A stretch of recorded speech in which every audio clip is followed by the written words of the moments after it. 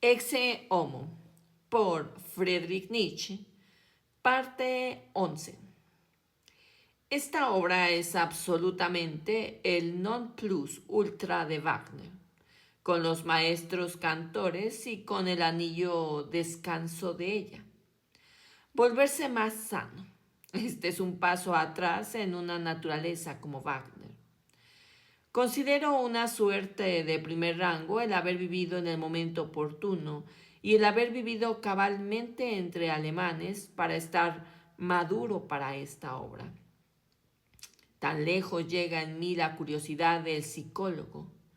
Pobre es el mundo para quien nunca ha estado lo bastante enfermo para gozar de esa voluptuosidad del infierno. Está permitido, está casi mandado emplear aquí una fórmula de los místicos. Pienso que yo conozco mejor que nadie las hazañas gigantescas que Wagner es capaz de realizar. Los 50 mundos de extraños éxtasis para volar hacia los cuales nadie, excepto él, ha tenido alas. Y como soy lo bastante fuerte para transformar en ventaja para mí incluso lo más problemático y peligroso, haciéndome así más fuerte, llamo a Wagner el gran benefactor de mi vida. Aquello en que somos afines, el haber sufrido, también uno causa del otro, más hondamente de lo que los hombres de este siglo serían capaces de sufrir. Volverá a unir nuestros nombres enteramente, eternamente. Y así como es cierto que entre alemanes Wagner no es más que un malentendido, así es cierto que también yo lo soy y lo seré siempre. 2 siglos de disciplina psicológica y artística primero, señores alemanes. Pero una cosa así no se recupera. Voy a decir todavía unas palabras para los oídos más selectos. ¿Qué es lo que yo quiero en realidad de la música? Que sea jovial y profunda, como un mediodía de octubre. Que sea singular, traviesa, tierna, una dulce mujercita llena de perfidia y encanto. No admitiré nunca que un alemán pueda saber lo que es música. Los llamados músicos alemanes, ante todo los más grandes, son extranjeros, esclavos, croatas, italianos, holandeses o judíos. En caso extraordinario, alemanes de la raza fuerte, alemanes extintos como Heinrich Schütz, Bach y Handel. Yo mismo continúo siendo demasiado polaco para dar todo el resto de la música por Chopin, excepto por 3 razones. El idilio de Sigfredo, de Wagner, acaso también a Liszt, que sobrepuja a todos los músicos en los acentos aristocráticos de la orquesta. Y por fin, además, todo lo que ha nacido más allá de los Alpes, más acá. Yo no sabría pasarme sin Rossini y aún menos sin lo que constituye mi sur en la música de mi maestro veneciano Pietro Gatti. Y cuando digo más acá de los Alpes, propiamente digo solo Venecia. Cuando busco otra palabra para decir música, encuentro siempre tan solo la palabra Venecia. No sé hacer ninguna diferencia entre lágrimas y música. No sé pensar la felicidad, el sur, sin estremecimiento de pavor. Junto al puente me hallaba, hace un instante en la grisácea noche. Desde lejos un cántico venía. Gotas de oro rodaban una a una sobre la temblorosa superficie.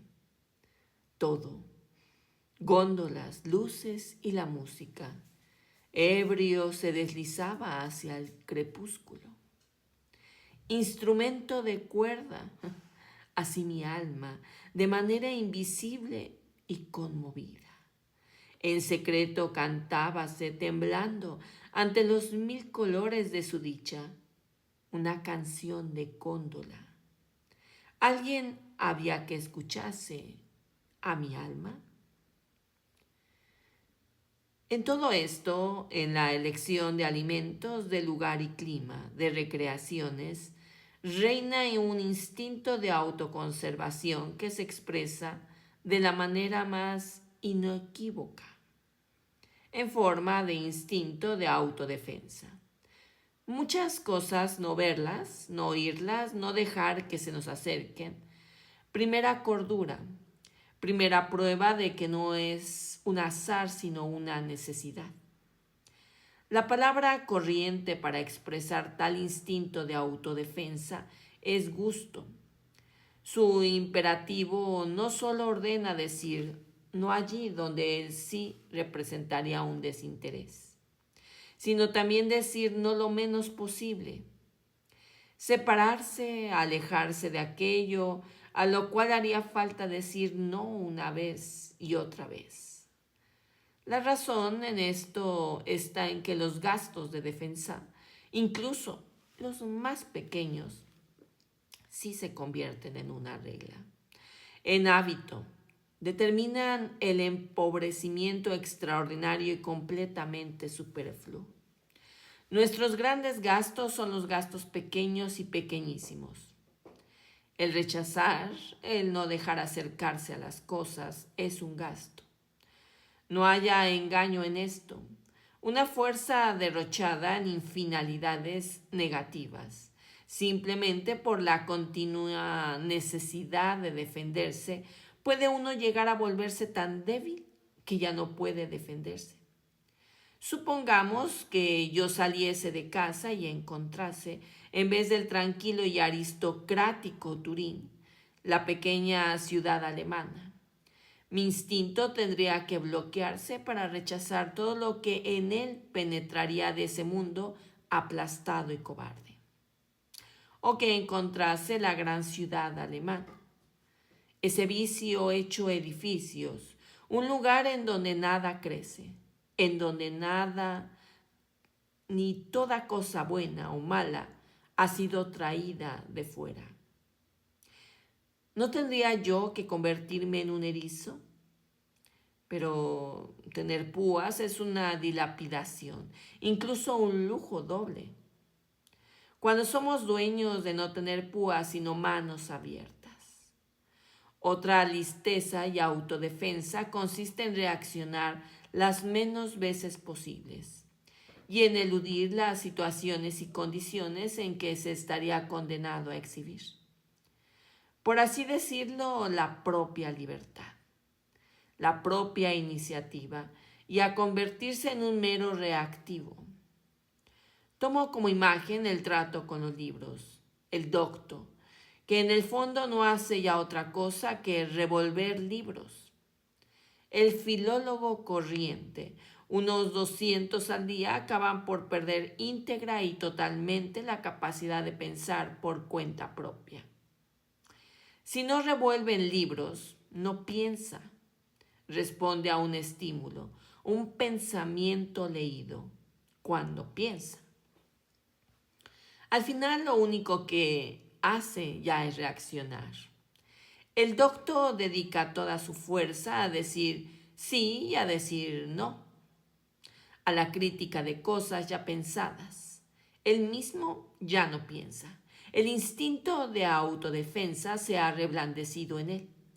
En caso contrario, se defendería contra los libros.